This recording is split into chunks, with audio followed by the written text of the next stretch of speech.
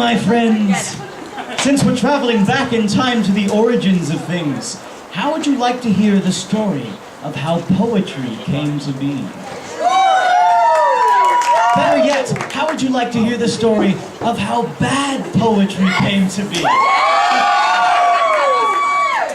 Let me take you back to the days of Norse mythology. Who can shout out the name of a Norse god? Odin! Odin! Well, funny you should say that. This story is all about Odin. Now, once upon a time, Odin and the gods were at the war with this other group of gods who are not important because I can't remember their names. The Vanir, the Aesir and the Vanir. Now, the Aesir and the Vanir, they were having a terrible battle, and they thought, you know what, this has been going on for a really long time. Let's make peace. Now, what's the obvious thing to do when you make peace? Take a giant vase and spit in it.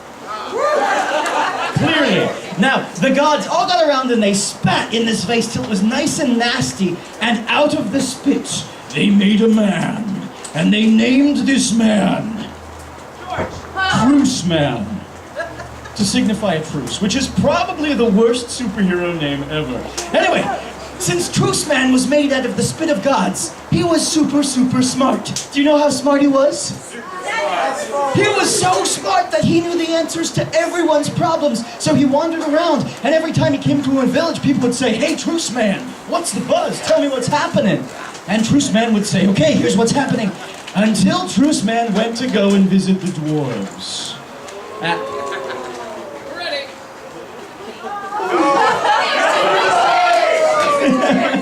So Truce Man goes to visit the dwarves, and the dwarves are like, "Hey, Truce Man, why don't you come over here and take a look at our knife collection?" Ha ha, shank!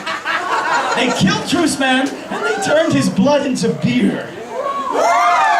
Yes, this is the beer of wisdom and poetry. Technically, it's mead. And the gods say, "Hey, what happened to Truce Man?" "Oh, he choked on his own wisdom." Now Odin, he learns about the truce mead, and he learns that the dwarves have given the truce mead to a giant, and the giant is keeping the truce mead safe in his mountain lair.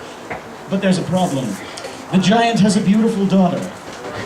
And if there's one thing that Odin knows how to do, it's how to get with people's beautiful daughters. So he turns into a termite, he burrows through the stone, and he trades 3 nights of passion for 3 teeny tiny Odin sips of truce mead, which means big freaking sips of mead.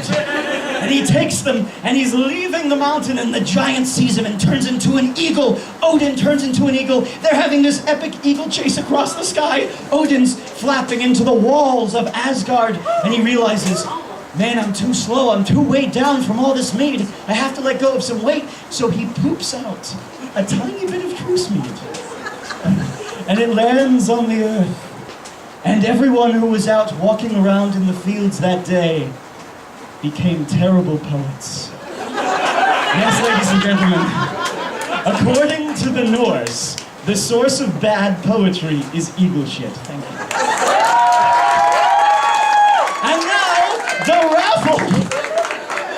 I love that story.